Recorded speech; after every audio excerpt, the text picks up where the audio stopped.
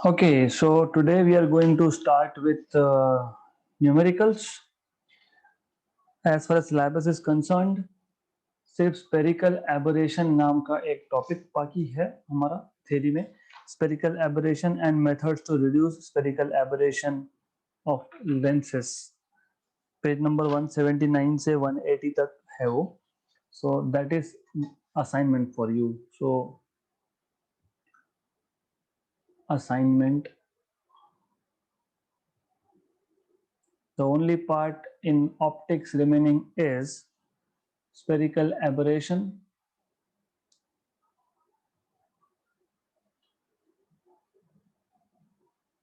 and methods to eliminate it, and methods to eliminate or reduce spherical aberration. Page number 179 and 180 of textbook. तो ये assignment है. I will be directly starting with numericals today.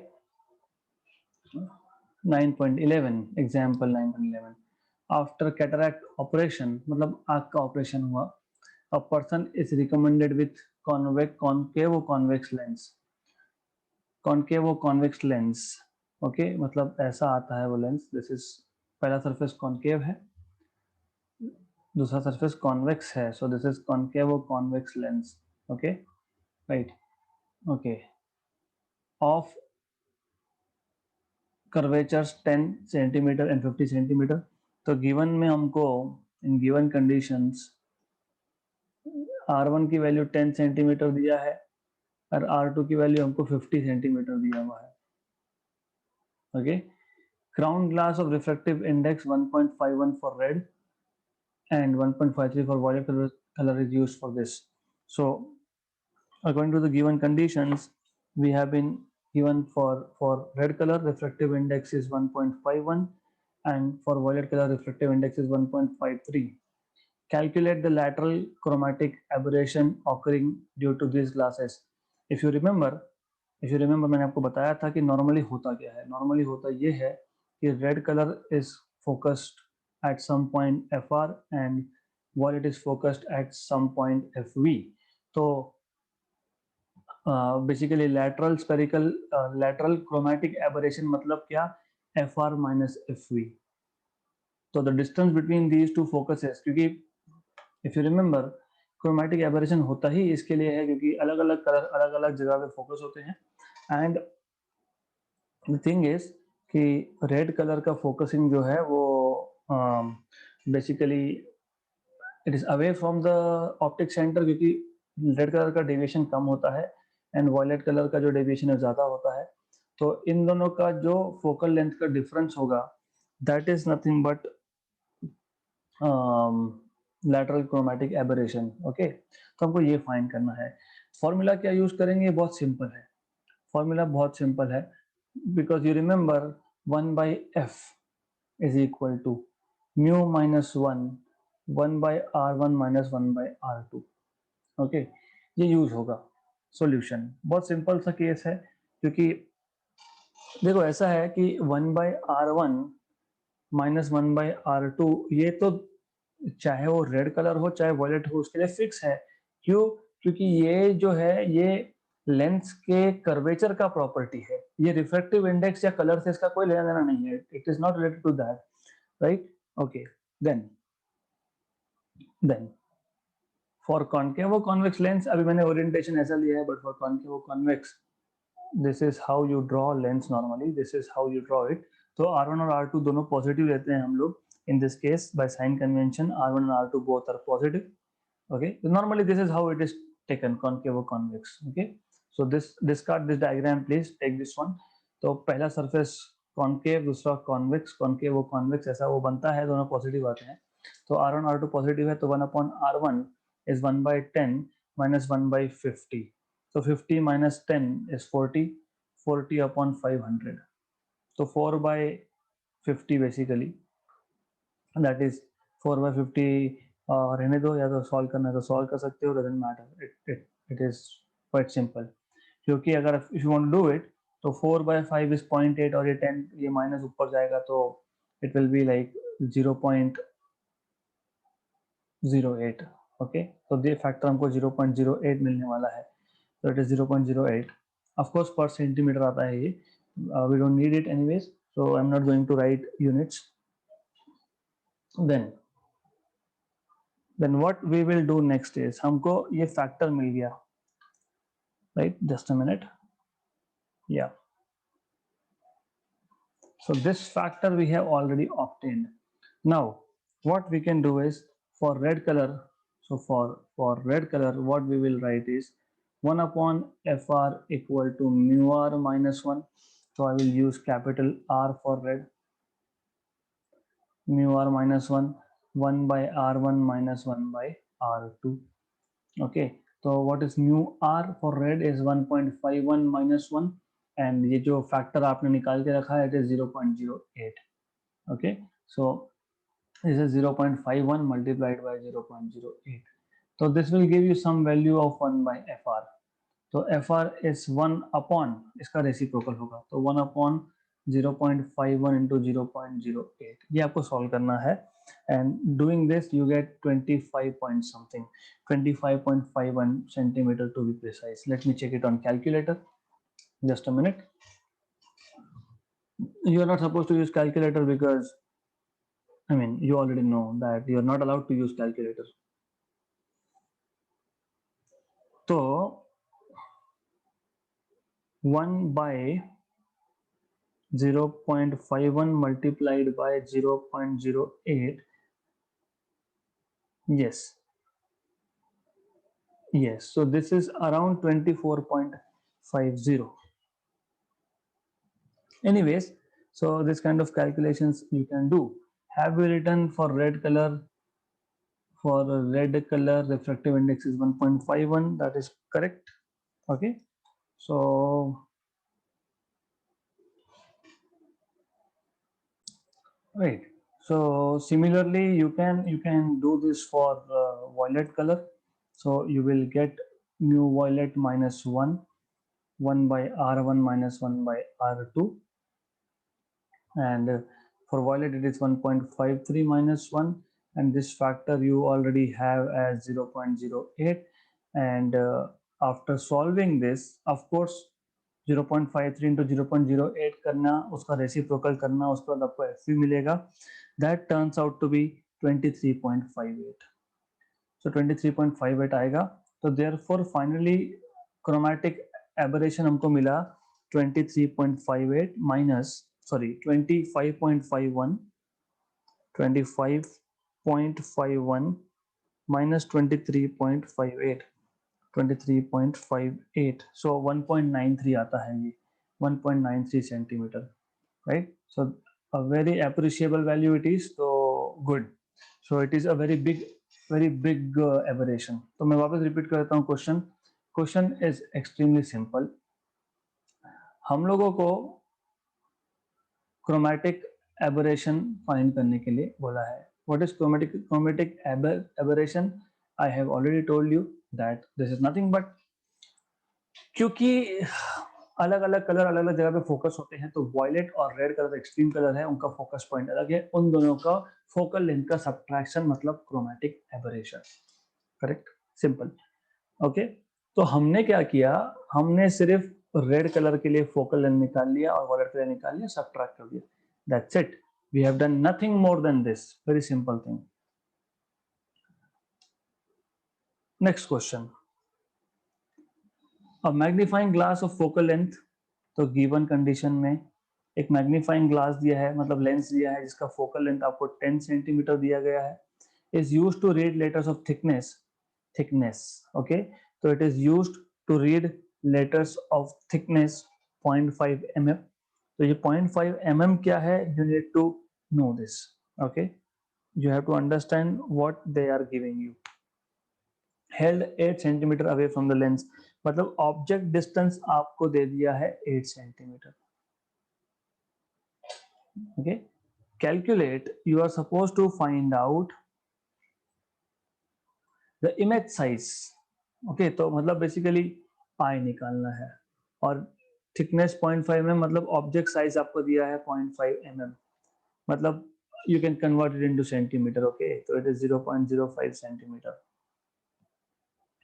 How big the letters will appear? तो how big the letters will appear, we'll see that. और ये object size भी बाद में लिखूंगा मैं. So for the timing we just remove it. Can you read the letters if held 5 centimeter away from the lens? Okay. If yes, of what size would the letters appear? If not, why not? तो easy question है. हमारे पास एक magnifying lens है जिसका focal length 10 centimetre है. उसको हम use कर रहे हैं टू रीड लेटर्स, और लेटर का थिकनेस कितना है? 0.5 mm का है. कितना दूर है? 8 सेंटीमीटर अवे है लेंस से. हमको इमेज साइज निकालना है और उन्होंने बोला है कि how big the letters will appear. तो पहला पार्ट मैं सॉल्व कर लेता हूँ. I will directly start with solution instead of writing down formulas. तो in first part what I will do is I will write 1 by f is equal to 1 by v minus 1 by u, because this is length formula, correct? Right, using sign convention, क्योंकि मैंने आपको पहले ही बताया कि हम लोग object को normally left hand side पे रखते हैं. तो 1 by f is equal to 1 by v minus this, therefore 1 by f is equal to 1 by v minus 1 by u. Correct? Clear? Good. So I can find out 1 by v is equal to 1 by f minus 1 by u. मैंने आपको बताया था कि जिस quantity को find करना होता है, मतलब v फाइंड करना है, उसके लिए साइन कन्वेंशन यूज नहीं किए जाते हैं. तो 1 by 10 minus 1 by u is 1 by 8. तो 8 minus 10 is minus 2 by 80. तो ये 80 आया आपका. 1 by v आपका 80 आया. Therefore you will get v is equal to minus 40 centimeter. So you have v as minus 40 centimeters, right? Easy है. 1 by v is 1 by f minus 1 by u. Good. And then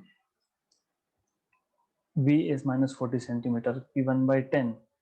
8 minus 10 upon 8 into 10, that is correct. 40 centimeter with a negative sign आएगा हमारे पास. अब what we know is magnification is this, है ना? Object distance upon image distance, मतलब sorry, image distance upon object distance, या तो फिर image size upon object size. Correct? That is what we know. Therefore, easy question है. Question बहुत ही easy है. V negative आया, u भी नेगेटिव लेंगे क्योंकि ऑलरेडी u जो है ऑब्जेक्ट लेफ्ट साइड पे होता है. इमेज साइज फाइंड करना है. ऑब्जेक्ट साइज दिया है. If you remember, object size आपको बोला है 0.5 mm बोला है, राइट? तो इट इज 0.5 mm. तो 0.5 mm. तो ऑब्जेक्ट साइज जो था 0.5 mm था. तो after solving this is 1, this is 5 into 0.5. तो इमेज इज 2.5 mm, क्योंकि 5 into 0.5 is 2.5. तो 2.5 mm आपका आ गया. मतलब it is 5 times that of object, है ना? Image size is 5 times that of object. मैं वापस समझा देता हूँ इतना part. So what we have done so far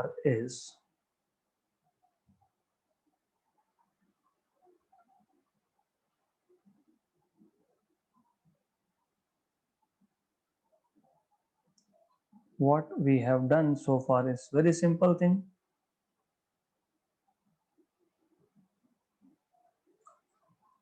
Give me a minute.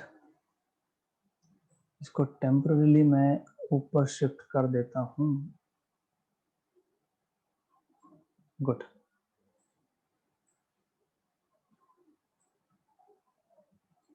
Okay. Magnifying glass मतलब लेंस जिसका फोकल लेंथ 10 सेंटीमीटर, वो हम लोग यूज कर रहे हैं लेटर रीड करने के लिए. हमने पहले किया भी होगा आपने स्कूल में. हमने तो किया था, आपका पता नहीं, आप भी किया होगा आपने कभी यूज. जो लेटर है उसका थिकनेस है 0.5 mm, और लेटर मतलब it will B object. Object is 8 centimetre from the lens. Image size निकालना है. How big the letters will appear, ऐसा पूछा है. आगे पूछा है can you read the letters if held at 5 centimetre away from the lens. 8 की जगह पे 5 सेंटीमीटर पे होता तो रीड कर सकते थे क्या? अगर हाँ तो what will be the size of letter, अगर नहीं तो क्यों नहीं।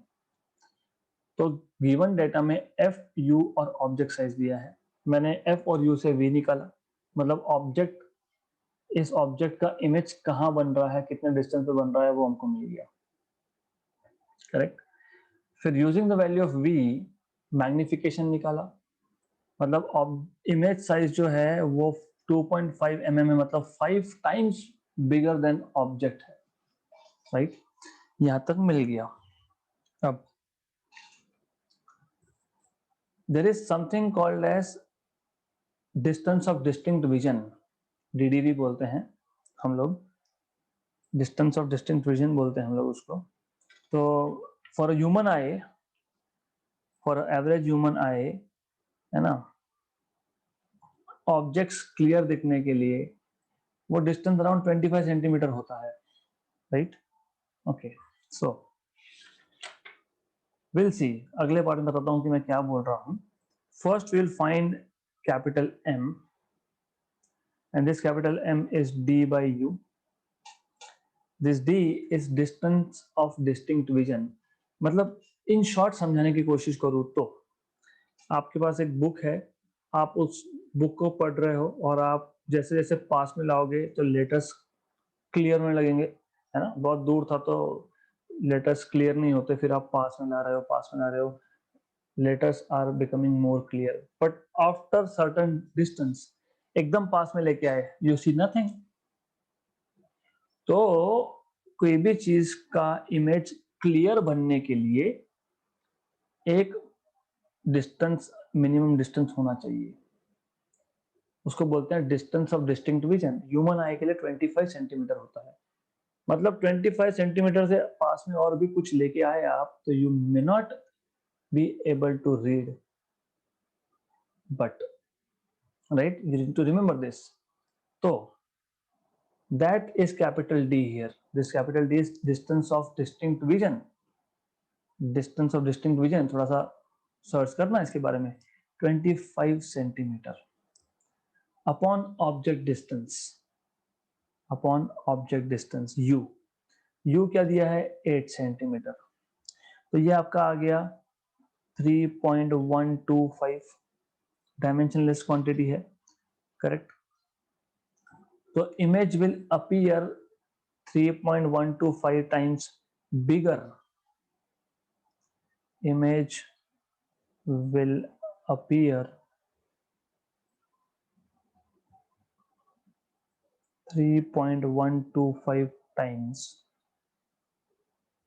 bigger, है ना। You need to understand things clearly, okay। Then अगर u की वैल्यू 5 सेंटीमीटर होती तो इस केस में क्या होगा, that is left as an exercise for you. मैं क्वेश्चन वापस रिपीट कर रहा हूं।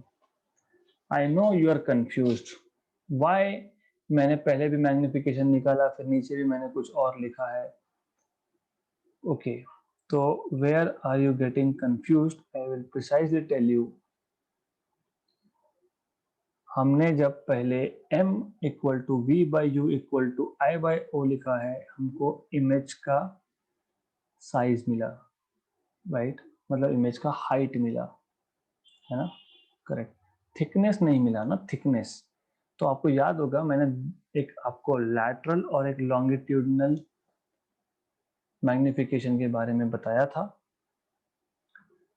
तो I इक्वल टू 2.5 मतलब लैटरल मैग्निफिकेशन है ना। मतलब what I am saying is, ये एक लेंस है, यहाँ पे एक लेटर है, तो लेटर का तो थिकनेस होगा ना, करेक्ट, है ना। ये ऑब्जेक्ट हो गया, इस ऑब्जेक्ट का एक लेटर से एक इमेज बन गया, इमेज बड़ा बना, हाँ, लेकिन थिकनेस भी तो चेंज होगा, तो थिकनेस जो है वो भी तो चेंज होगा ना। So that is what is capital M here, lateral longitudinal magnification, capital M is longitudinal magnification, capital M is longitudinal magnification, मैं बार बार बोल रहा हूँ, right? So you need to understand what is this longitudinal magnification. Okay, right? So this is how you solve this question. Easy था, थोड़ा confusion रहेगा तो ठीक है, because you will study, otherwise you won't study. तो ये एक चीज है, और कैपिटल D क्या है वो भी देखो. Next question. A monochromatic ray of light strike the water, ratio to index 4/3 water surface in a cylindrical vessel at an angle of incidence 53 degree. Depth of water is 36 centimeter. After striking the water surface, how long the light will take to reach the bottom of the vessel?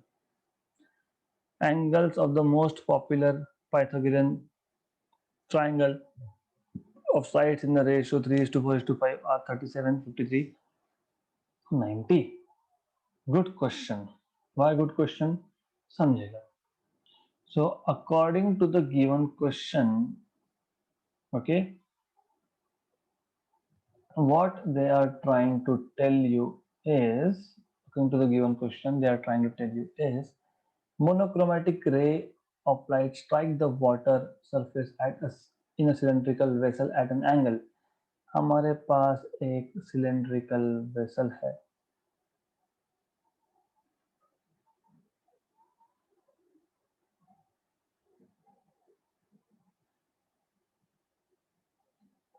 correct?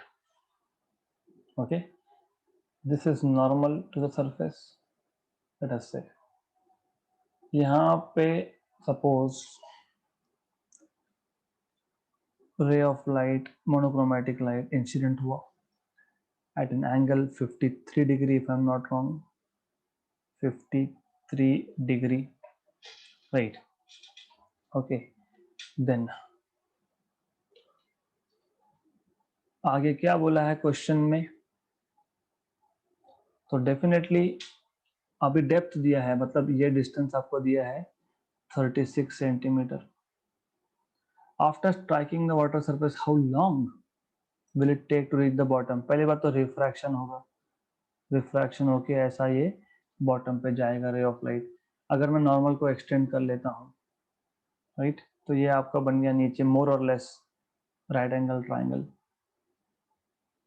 Angles of the most popular Pythagorean triangle of side. So what they are trying to tell you is ये 37 degree. So this triangle, this angle is 37 degree. This is of course 53 degree, and this is 90 degree, right? Question अच्छे से समझना है.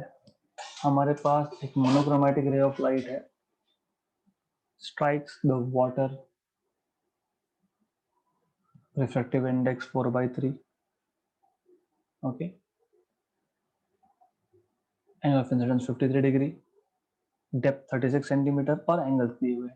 हमको बोला है कि ये जो रे ऑफ लाइट है, मैं इसको रेड में दिखा देता हूँ so that you understand in a better way. ये जो रेड रेड में बता रहा हूँ ना, रेड में ये जो है this ray of light, how much time does it take to reach the bottom of the vessel? This is what they are asking you. तो very simple logic, extremely simple logic. पहला तो मैं Snell's law apply करूंगा, क्योंकि मुझे angle of refraction पता है, मुझे एंगल ऑफ इंसिडेंस पता है. तो यूजिंग स्नेल्स लॉ,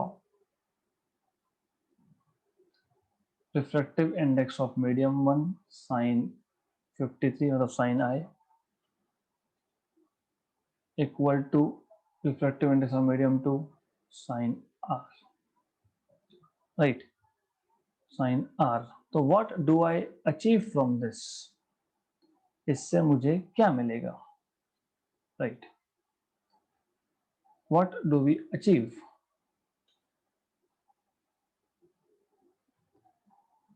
अगर आप लोगों को इन केस मान लो ये एंगल 37 डिग्री नहीं दिया होता तो मुझे ये सॉल्व करके μ1 is 1 क्योंकि एयर था, sin 53 और μ2 मतलब रिफ्रैक्टिव इंडेक्स वाटर 4/3, तो ये सॉल्व करके हमको r की वैल्यू 37 डिग्री मिल जाती। तो that is why I told you कि स्नेल्स लॉ पहले अप्लाई करो। अगर आपको वो नीचे गिवन इंफॉर्मेशन नहीं दी होती तो, but we are given that information, okay? so और एक चीज हमको दी है, that is, मैं इसको नाम देता हूँ पहले, sometimes little difficult, okay?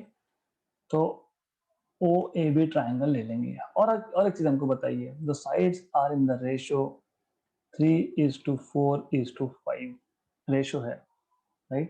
So I will say OB is to BA is to OA is equal to 3:4:5। आपको पता है सॉल्व कैसे करते हैं? इजी है। आप ऐसा करते हो, इन सब में एक कॉमन फैक्टर लेते हो, लेट अस से x is the common factor, correct? So you take a common factor, है ना? तो you take a common factor here, तो आप बोलते हो लेट अस से OB upon BA is 3x/4x। कोई फर्क नहीं पड़ता वैसे OB/BA। व्हाट इज OB/BA, है ना? वो आप सॉल्व कर लो, एंगल्स आपके पास दिए हैं, साइन कॉस यूज करके आप कर सकते हो। You can find it out and you will get length of OB as 9 centimeter if I am not wrong, okay? Then you will get the other sides as AB as 27 and OA as 45. I am expecting that you know these things, okay? ये basic school geometry है, school mathematics है, मतलब तो I expect ये आपको पता होगा। मैं क्वेश्चन वापस समझाने वाला हूँ, but you need to understand what I am trying to say. According to the given information, हम लोगों को ट्राइंगल के साइड्स मिल गए।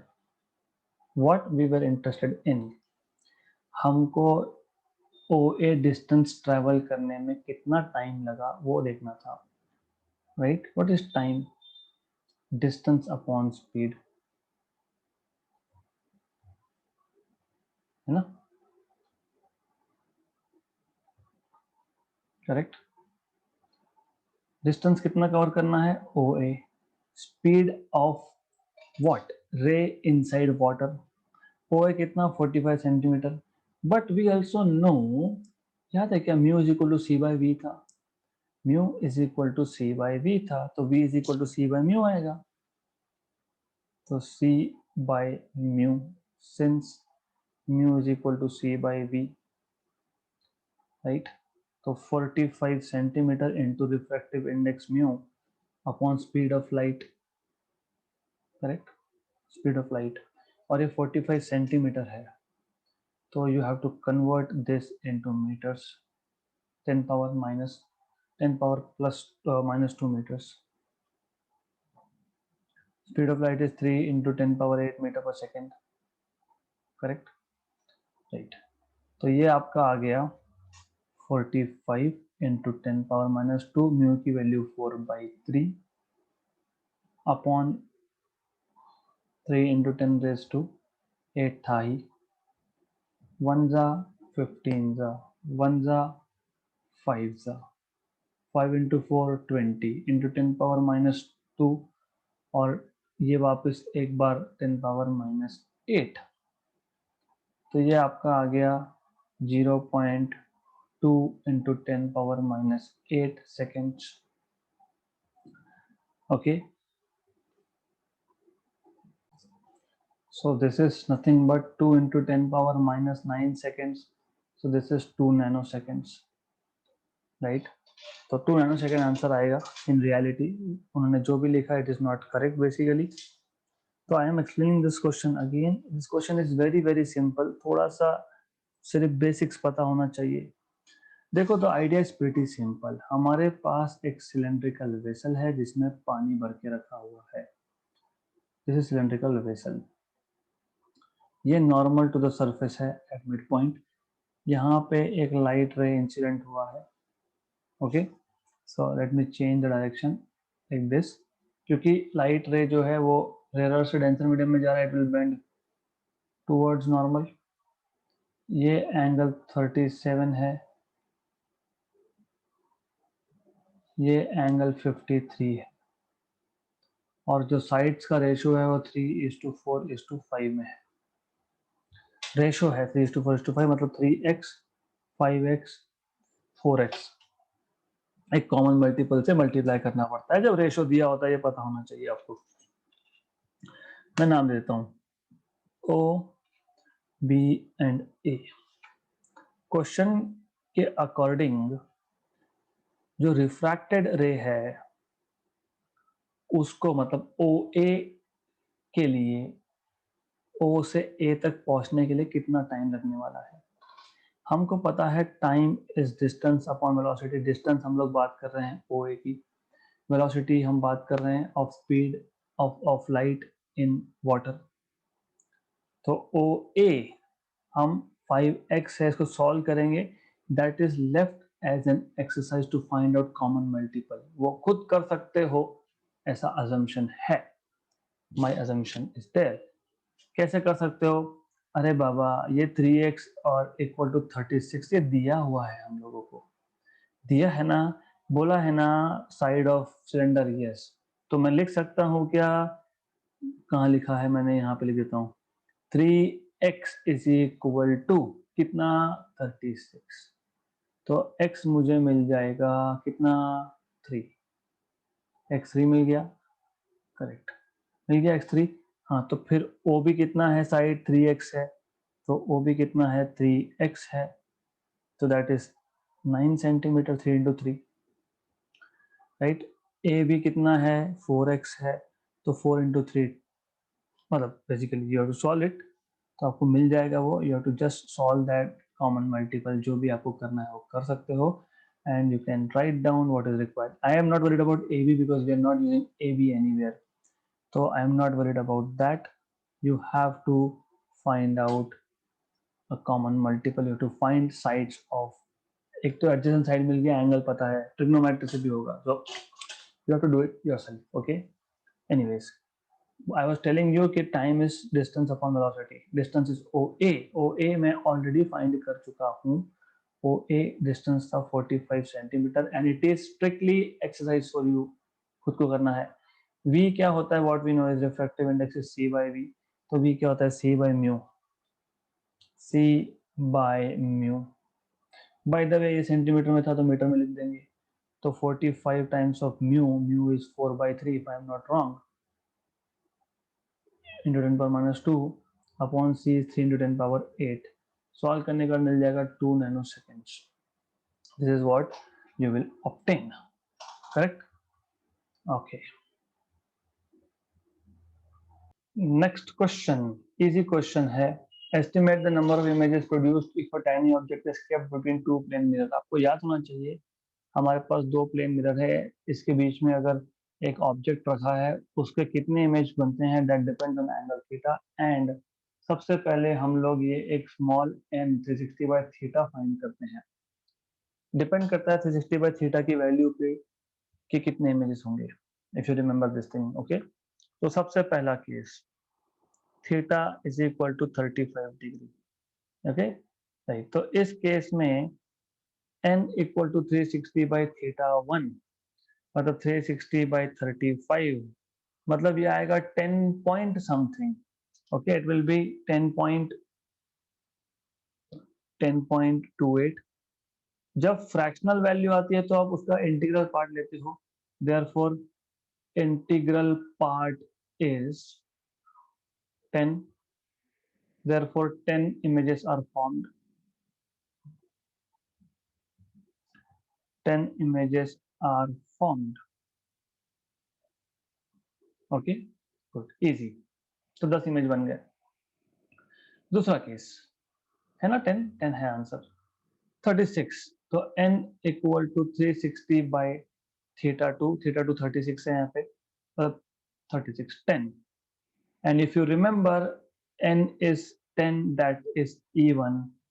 और even के केस में आपको याद होना चाहिए, when small n is even, number of images in this case when n is even, this is small n minus 1, मतलब 360 by theta minus 1, so this is 10 minus 1, that is 9 images. Third number, n is equal to 360 by theta 3, so 360 by theta 3 is 40 degree, ये आया 9, तो ये n आया 9 which is odd. और आपको याद है when 360 by theta is odd, then the number of images is itself 360 by theta, therefore n is equal to 9 images are formed. Fourth case, n is equal to 360 by theta 4 is 45, so 360 by 45, ये solve करोगे आप and you will get it to be 8. Again n is even, so this n is 8 and this is even, and for even you know n minus 1 आता है, ये सब मैंने सिखाया है, तो 7 आ गया. ओके, हाँ 9 और 8. देखो this case, okay, I just need to go little bit back, थोड़ा सा मैं बैक ले जाता हूँ. केस नंबर 3 40 डिग्रीज के लिए,